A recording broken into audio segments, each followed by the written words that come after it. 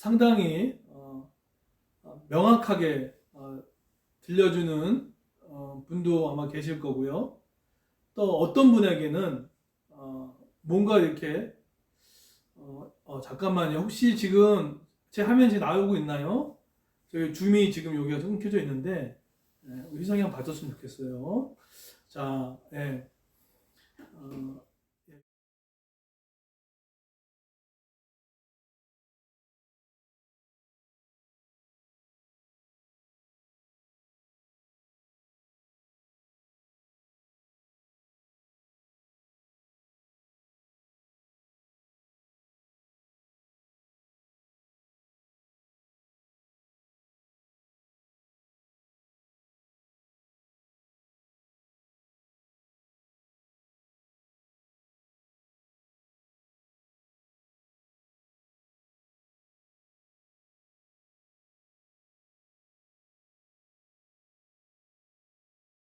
딱 해가지고 된 것처럼 됐네요. 그죠?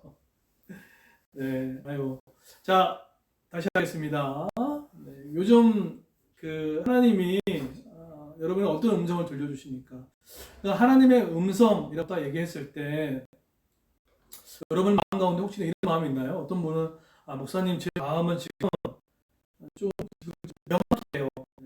뭔가 결정할 것들, 해야 할 것들, 생각한 마음에 있는 것들이 명확합니다라는 분들 계시고요. 어떤 분은 뒤엉켜 있는 것 같아요. 이게 사람의 소리인지 내 소리인지 뒤엉켜 있는 느낌을 받는 분도 계시고, 또 세 번째로 하나님 음성을 모르겠고 의심이 듭니다. 교회도 의심이 되고 말씀도 의심이 되고 신앙생활 하는 것이 의심이 되는 그런 안에서 말씀 음성이고 뭐고 모르겠습니다 라고 하는 분들도 아마 여러분 계실 겁니다. 그죠? 그런데 이렇게 하나님의 음성이 명확하지 않으면 어떤 결과가 나올까요? 여러분 잘 경험하셔 보겠지만 답답하죠. 답답하고 뭔가 이렇게 엉켜있는 느낌 받고 이거 어떻게 해야 되나 그런 생각들을 할 때가 있습니다. 그랬을 때 우리 하나님의 음성을 잘 듣는 것이 너무나 중요한데, 특별히 그러면 하나님의 음성을 최근에 저도 막 들으려고 노력을 하고 이렇게 했을 때 오늘 말씀을 준비하는데 오늘 한 귀한 책을 하나님께서 이렇게 좀 보게 하셨어요. 오늘 새벽에 설교를 준비하는데 이 책의 이름은 코르트 버흐립이라는 책입니다. 이 책은 1608년도에 여러분 하이델베르크 그 교리 문답서가 있지 않습니까? 그 개혁주의에서 그 세례를 시키고 교육을 시킬 때 이제 하이델베르크 신앙 고백을 시키고 우리는 웨스트민스터를 시키는데 어쨌든 개혁주의 네덜란드에서는 이것을 가르치죠. 정말 좋은 신조를 가르치고 있습니다. 근데 이 코르트 버르흡은 어떤 뜻이냐면 이 하이델베르크에 대한 이 신약 신경 이것에 대한 요약집이라고 보시면 될 것 같아요. 그런데 이 책에서 하나님께서 정말 하나님의 음성을 듣기 위해서 또 우리의 현재가 어떤 것이 먼저 중요한지를 잘 말해주고 있는 내용이 나옵니다. 한번 그 다음 거 우리 PPT를 보시게 되면 이런 내용이 나옵니다. 자, 한번 띄워주세요. 네, 어떤 내용이 나옵니다. 그리스도의 소유가 되어서 위로를 누리는 복된 삶을 살기 위한 세 가지가 있다라고 이렇게 알려주십니다. 내가 그리스도의 소유가 되어서 위로를 누릴 수 있는 복된 삶 세 가지가 뭐가 필요하냐면 첫 번째 뭡니까? 그렇죠.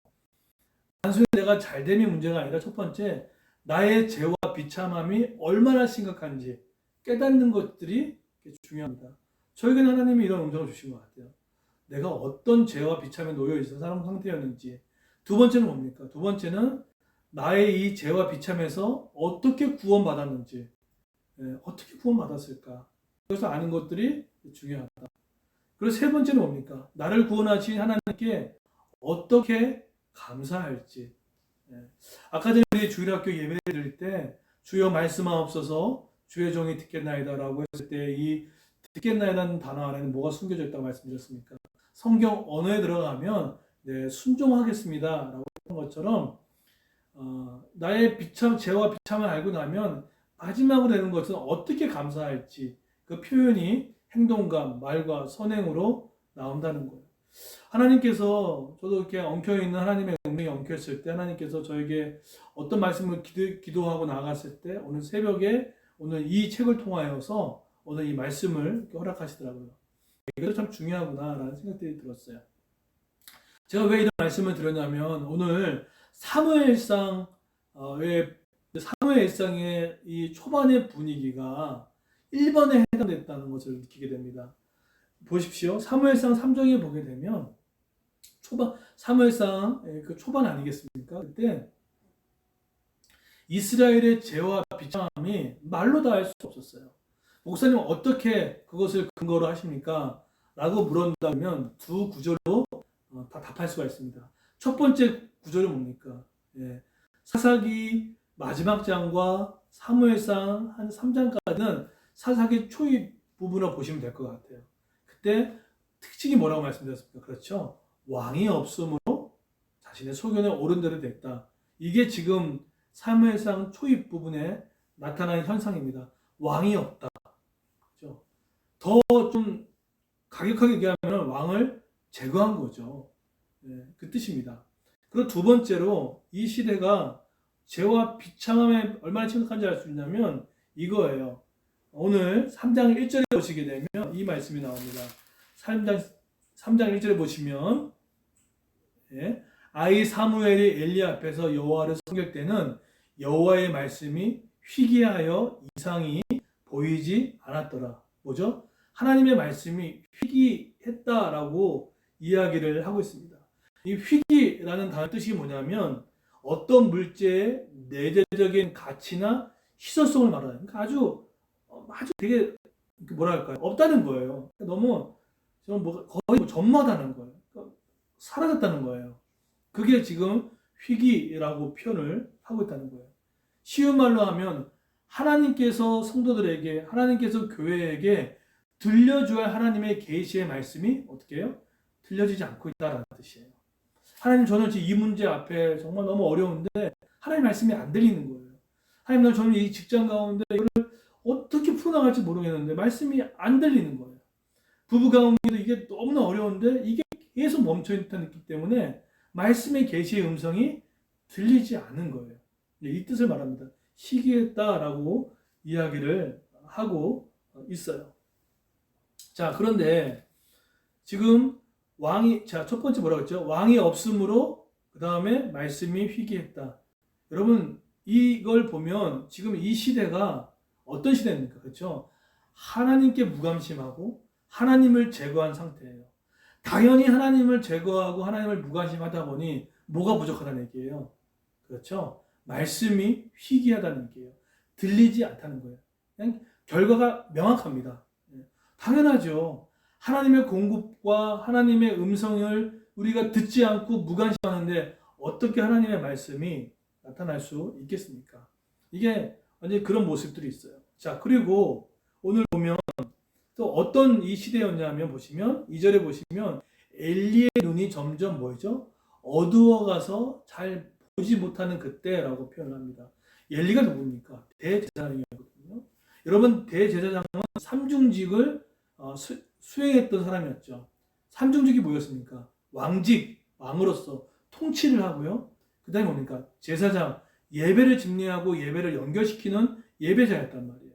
그리고 뭡니까? 선지자, 하나님의 말씀을 받아서 하나님의 뜻이 이겁니다라고 보여주는 이 삼중직을 했던 사람이 바로 제사장 엘리였단 말이에요. 나중에 이것이 신약 시대 가운데 그리스도의 삼중직으로 나오죠. 왕직, 제사장, 선지자, 이 역할이 있단 말이에요. 그런데 그 엘리의 눈이 어떻게 됐다고요? 점점 어두워갔다는 거예요.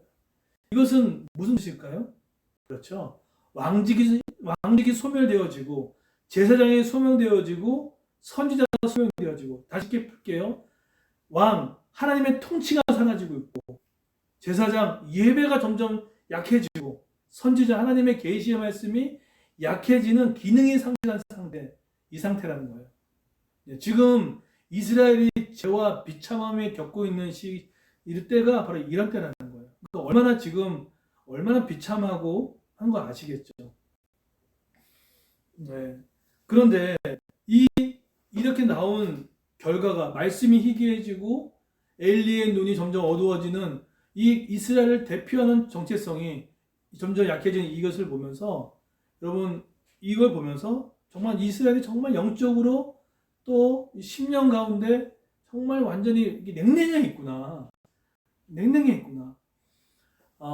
여러분 이 말씀이 희귀하다는 것은 두 가지가 뜻을 가지고 있는데 그 대표적인 게 1절에 보시면 보이지 않았다라고 표현해요. 여러분 여기서 보이지 않았다는 표현 나오죠. 두 가지 의미가 있습니다. 첫 번째 뭐냐면 보이지 않았다는 뜻은 뭐냐면 이것이 하나님의 이스라엘 향한 영적 타락한 10년 가운데 하나님의 무관심에 대한 하나님의 심판의 모습 한 가지가 있고요. 보이지 않았다 두 번째 뜻은 뭐냐면 그만큼 이스라엘 백성들이 하나님 앞에 무관심해졌다라는 것을 나타내고 있는 단어라는 거예요.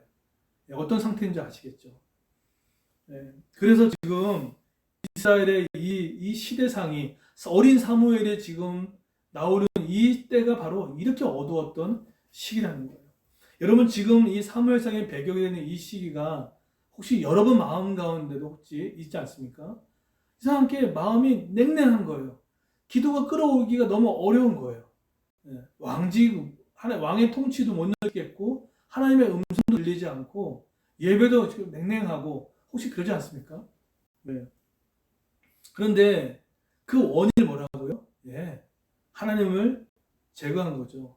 왕이 없으므로 말씀이 들리지 않고 음성이 들리지 않는 것. 결국은 그 원인이 우리한테 있었음을 명확하게 얘기하고 있습니다. 그런데 여기서 복음의 은혜의 반전이 일어납니다. 그게 뭘까요? 복음의 반전이 뭘까요? 사무엘상의 기자는 오늘 이 사무엘상의 배경이 되는 이 말씀이 희귀해지고 엘리의 눈이 어두워지는 이 시기를 통하여서 지금 사무엘상은 지금 뭘로 우리에게 시선을 바꿔주려고 합니까? 그렇죠? 너가 이거 잘못했지? 너 이런 상황이야 라는 것들 말해주는 것도 있어요. 무시할 수 없습니다. 그러나 그 넘어서 하나님 그 사무엘상 기자는 우리의 눈을 어디로 끌어갑니까? 그렇죠? 바로 사사시대는 마감되어지고 왕의 출현을 암시하는 왕정시대로 지금 우리의 시선을 옮겨주고 있다는 거예요. 더 깊게 넘어가 더 멀리 가면 메시아의 왕 대신 왕의 시대가 도래되어 있음을 얘기하고 있는 것을 말하고 있습니다. 그래서 지금 왕의 출현을 암시하고 있는 책이 바로 뭡니까? 그게 사무엘상이에요. 여러분 그래서 여러분 이게 보시게 되면 이 왕의 출현을 통하여 그 최초 왕이 누구였습니까? 사울 왕이었잖아요. 그리고 그 다음에 왕이 누구였습니까? 그 다음에 다윗 왕이었잖아요. 그러면 왕의 출현 다음에 나타난 사울과 다윗을 왜 사무엘상은 왜 그들을 기록해 놨을까요? 이유가 있습니다. 바로 이 왕의 출현은 뭐에 지금 통치를 기반하느냐라는 것을 보여주고 있냐면 시기했던 이 시대 가운데 여호와의 말씀으로 흥왕하겠다는 하나님의 말씀으로 하나님의 나라를 통치하겠다는 것을 보여주고 있는 것을 나타내고 있다는 것입니다.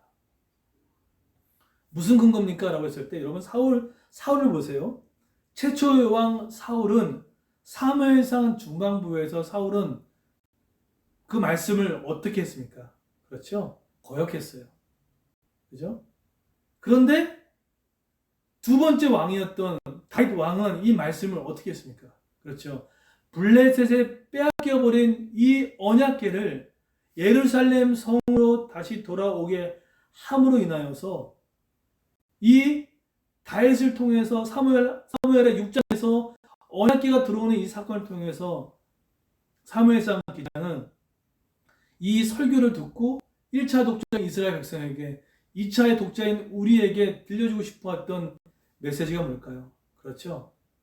하나님의 나라는 말씀의 통치로서 이루어진다는 것을 대해서 보여주기 위함이라는 거예요. 말이 좀 어렵나요? 쉽게 이겁니다. 하나님께서는요, 하나님의 말씀으로 개입하시고 하나님의 말씀으로 통치하시겠다는 것에 대한 이야기를 지금 하고 있다는 거예요. 여러분 그래서 저는 우리가 개척 7년을 했잖아요. 근데 이 전반부와 후반부를 이렇게 보게 되면 각자 어떤 중요한 어떤 특징들이 있어요. 우리 전반부 때는 한 사람에게 말씀을 깊게 세워주는 그 시간들을 가졌다면 후반부에서는 지금 보면 새벽 예배의 말씀, 금요기도의 말씀, 뭐 주일 예배 말씀, 주일학교 예배 말씀. 여러분 제가 솔직하게 얘기해 볼게요. 정말 얼마 전에 아내가 그런 얘기를 하더라고요. 그러니까 왜 여러분 그 엄마들은 필히 느끼는 것들이잖아요. 돌밥 아시죠? 돌밥. 돌아서면 밥하고 돌아서면 밥을 먹고 돌밥이잖아요. 근데 제가 어젠가 그젠가 아내가 그랬어요. 여보 돌설밥 같다. 이게 무슨 뜻일까요? 돌설밥. 돌아서면 설교. 설교 말씀. 이거 완전 돌솔밥 같은 느낌인 거예요. 돌솔밥이 아니라 돌설밥 같은 느낌인 거예요. 돌아서면 새벽 말씀 올리고, 돌아서면 금요일도 말씀 올리고, 돌아서면 또 주일학교 말씀 올리고, 주일 예배 말씀 올리고. 그런데 이렇게 하면서 야 이렇게 반복되는 것들이 정말 우리한테 유익이 될까? 정말 도움이 될까? 막 너무 반복적인 일을 하다 보니까 막 그런 생각들이 막 들더라고요. 예. 거의 뭐 일주일 내내 뭐 말씀 준비하고 말씀 증거하고 이런 일들을 하잖아요. 돌, 설밥 이것이 이 모습도 있었더라고요. 그런데 오늘 마치 다윗이 빼앗겨버린 언약궤를 예루살렘의 두려움으로 인하여서 하나님의 여호와의 말씀으로 통치받게 했던 것처럼 아 이것이 그게 아니구나. 그게 아니구나. 계속해서 우리 성도님들에게 이 교회에게 말씀을 이렇게 풀어놓고 말씀의 통치를 받게끔 하는 것들이 중요하겠구나. 여러분 모든 말씀이 다 은혜가 될 수 있는 건 아니에요. 그런데 때로는 어떤 말씀 가운데 정말 하나님이 그것을 개입하실 때가 있어요. 또 어떨 때는 이렇게 새벽 예배 말씀 가운데 그냥 뭐 설거지에 들었던 말씀인데 그것이 막 귀에 왱왱거릴 때가 있고 금요일 기도에 그냥 한번 해볼까? 라고 해서 금요일도 예배 말씀을 들었는데 그것도 말씀에 다스림 받고 근데 아무 감각이 없다 계속해서 말씀에 노출되어서 됐을 때 말씀 하나씩 걸려들어지는 부분도 있지 않습니까? 그게 뭡니까? 우리가 하나님의 나라에서 하나님 말씀의 통치를 받고 있구나. 그런 생각 드니까 이 말씀들이 너무나 귀하더라고요. 너무나 귀하더라고요. 그것도 모자라서 수요일날 각자 자녀들 또 평일날 각자 자녀들 붙잡고 말씀을 가르치는 말씀을 심어주는 것들도 뭡니까? 마치 다윗이 언약궤를 예루살렘에 갖고 와서 하나님의 말씀으로 통치케 하는 것들에 대해서 얼마나 그것들이 귀한 줄 모르겠어요. 여러분 지금은요 세상이 많은 여러 가지 기독교 한국 교회에 잘못한 부분이 있었어요. 하지만 그거 아닌 것들도 많은 프레임들이 있다 보니까 생각보다 많은 부분들 우리 교인들이 위축되고 교회가 위축된 분들이 있어요. 그러나 우리의 감정은 위축되어도 성경 말씀은 절대로 위축되지 않아요.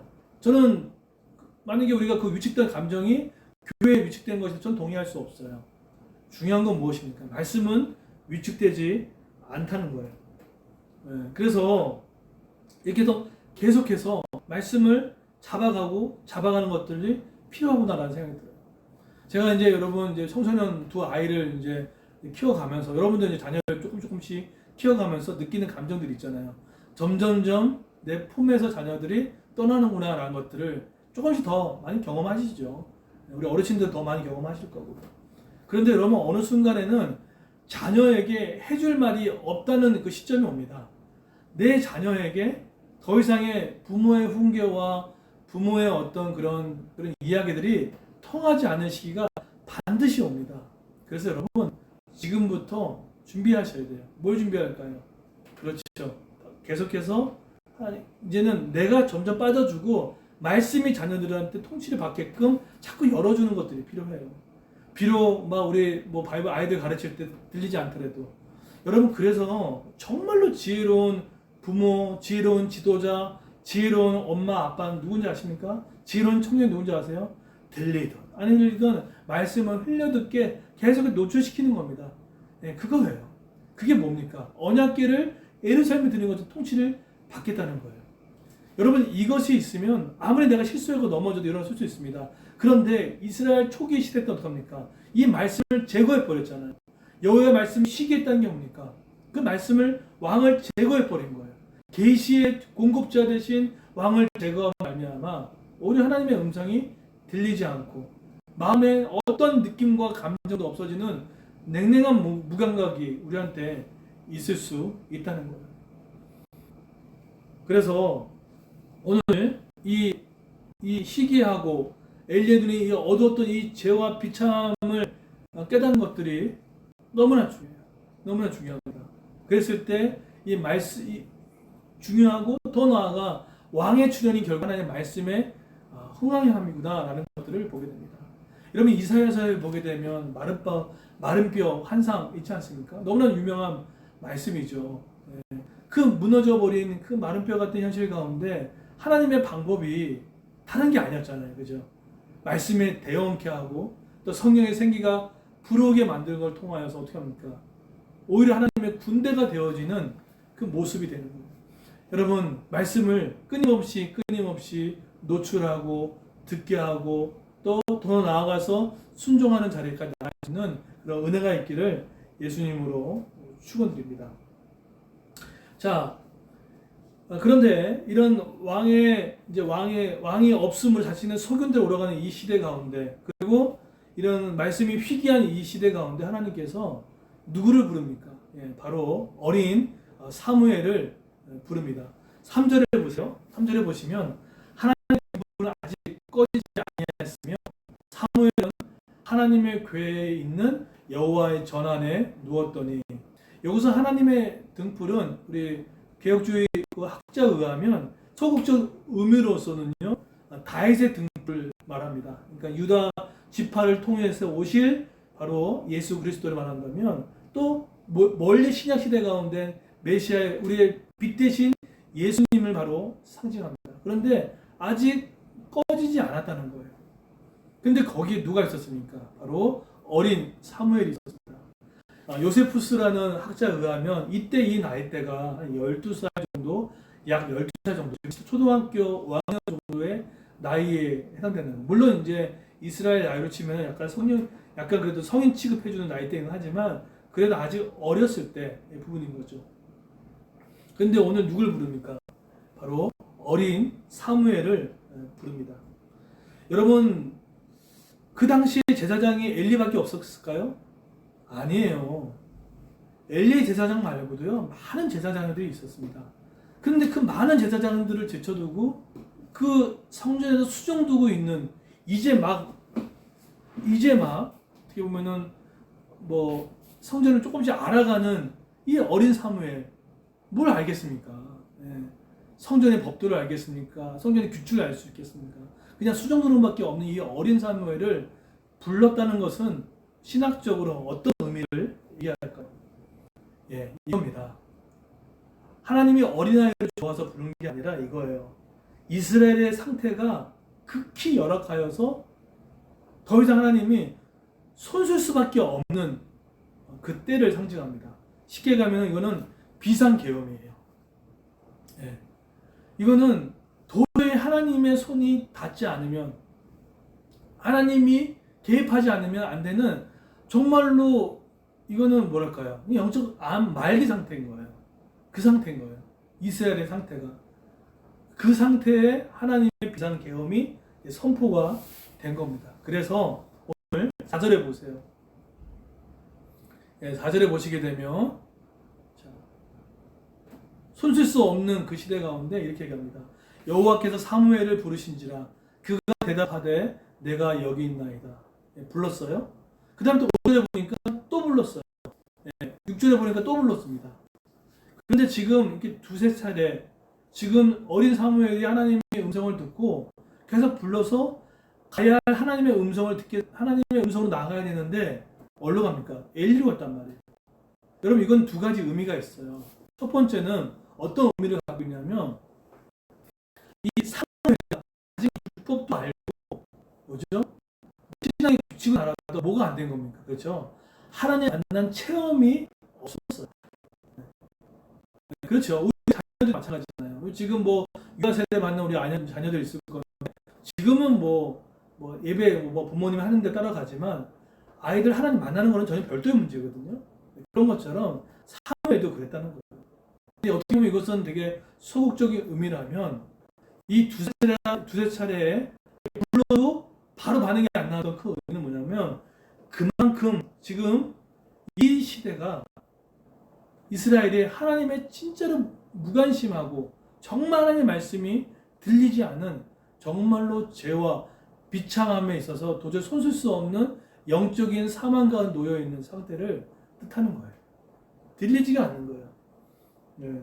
그래서 이 이야기는 뭐냐면 정말 하나님의 개입하심이 없으면 안 된다라는 것을 볼 수가 있습니다.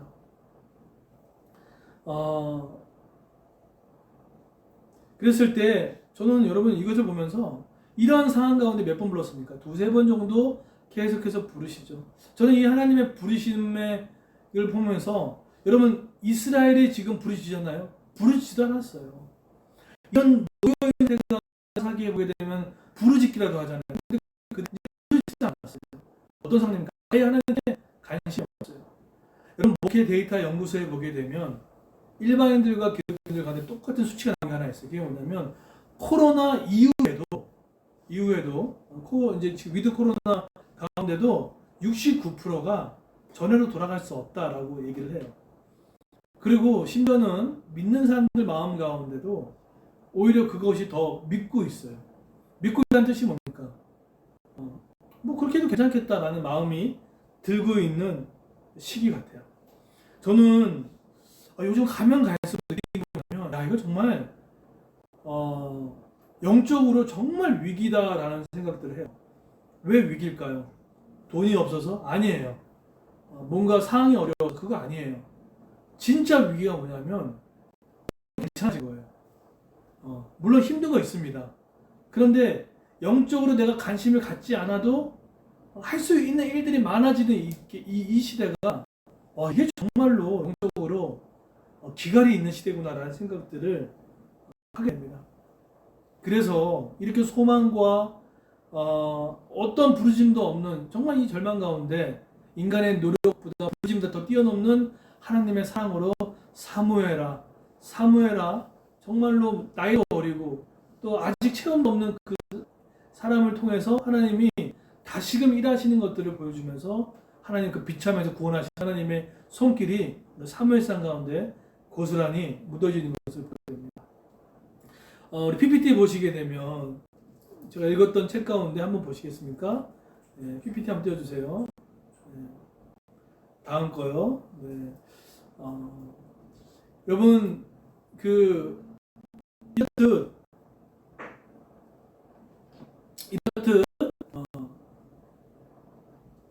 이렇듯 지금 있는 이 시대 가운데 하나님이 그 죄와 비참한 가운데 놓여 있는 그들을 위해서 이거 좀 꺼주세요. 네, 죄와 그 비참함에 꺼져 있는 이 시대 가운데 하나님께서 계속해서 4번이나 불러주심으로 인하여서 하나님의 사랑을 표현했던 것처럼 오늘 제가 이 책을 보면서 정말 많은 도전이 됐어요. 마르틴 행헨이라는 독일학자입니다. 근데 그분이 썼던 이 십자가의 처형이라는 책입니다. 근데 이 책은 어떤 책이냐면 이 고대 시대부터 해서 현 시대까지 이 십자가의 처형, 그러니까 이 십자가의 형벌이 그 시대 가운데 어떤 모습으로 되어져 있는 것에 대해서 이렇게 고증했던 책입니다. 그래서 이 말씀은 이것을 고증하면서 이 책에서 이렇게 얘기합니다. 고린도서 1장 18절 보시게 되면 십자가의 도가 멸망한 자들에게는 미련한 것이요 구원을 받는 우리에게는 하나님의 능력이라 라고 이렇게 얘기를 합니다. 근데 지금 이 당시 때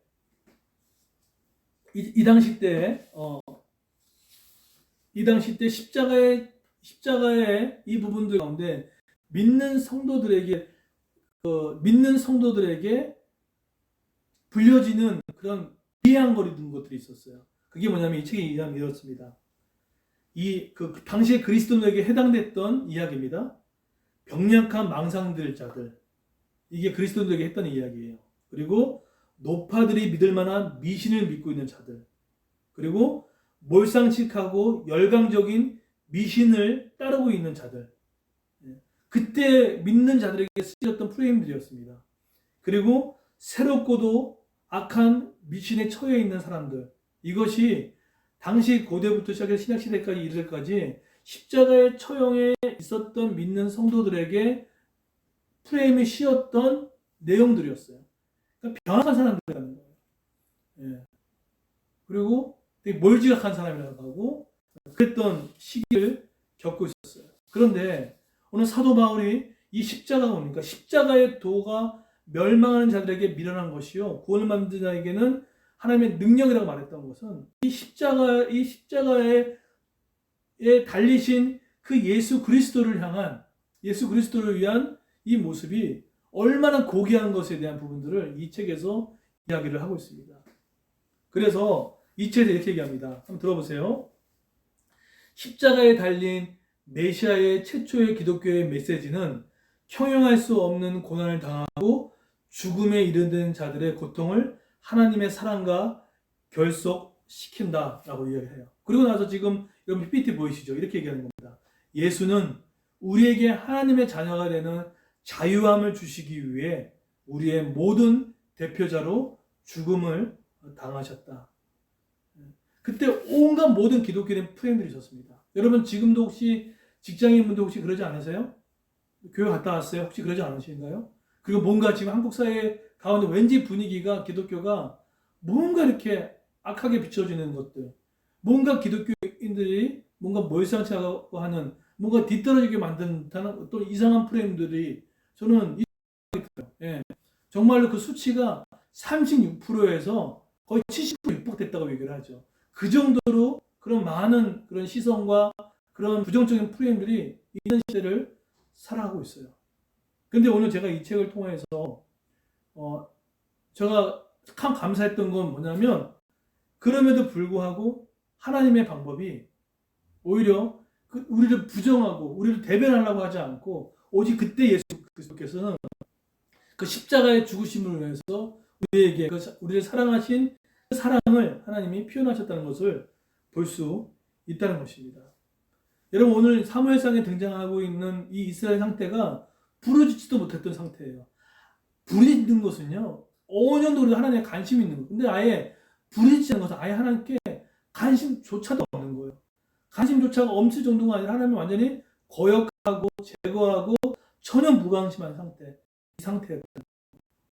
그런데 이렇게 죄와 비참에 놓여있는 그 상태 가운데 누가요? 가장 수치스럽고 가장 모멸스럽고 가장 그냥 뭐라 할까요? 그 부끄럽고 잔인했던 이 형들을 예수님이 짊어지시고 죽으심으로 인하여서 어떻게 합니까? 오히려 그 프레임을 당신이 쓰시고 우리에게 새로운 하나님의 영적인 자녀로서의 하나님의 왕같은 제사장의 그런 프레임으로 우리를 다시 한번 세워주시는 것들을 보게 되어집니다. 여러분 내가 지금 혹시나 마음이 냉랭하고 또 무관심하고 또 내 지금 현재적 상황이 그런 상황에 있다면 여러분 하나님이 여러분 안 부르시는 거 아닙니다. 끊임없이 어린 사무엘을 부르는 것처럼 사무엘아 사무엘아 또 제 이름 부르는 것처럼 승진아 승진아 라고 부르는 것처럼 하나님께 끊임없이 하나님이 우리에게 그 비참을 하시고 부르시고 있다는 겁니다. 우리가 못 듣고 있는 것 뿐이지. 그런데 하나님께서 끊임없이 우리에게 부르시고 있다는 사실을 꼭 기억해 나가는 저 여러분 되기를 예수님으로 축원드리겠습니다.